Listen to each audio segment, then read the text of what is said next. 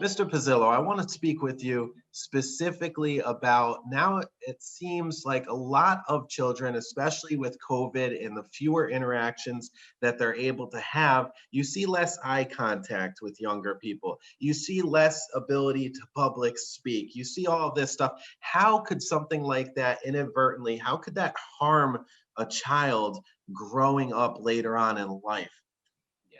So I'd love to share a story with you. I read read an article a couple weeks ago.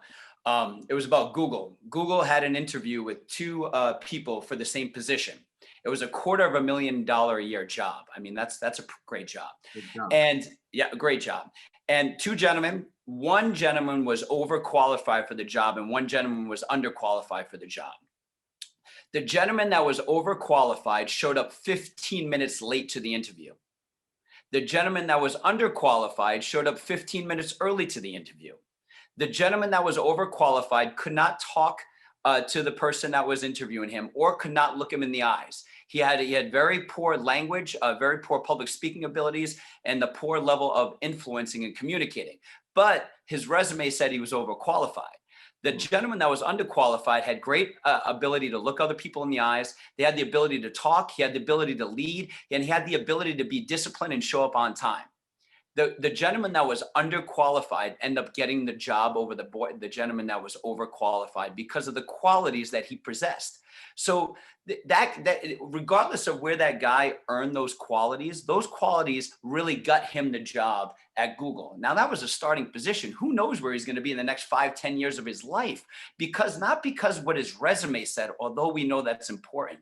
What's more valuable is the ability to lead, communicate, and influence. If a child can learn that at 5, 6, 7 years old, I think that is so valuable for the rest of their life. And all of us on this call, we all have kids. We all know when kids are young, they have those skills. Every single child is the best communicator and is the best influencer.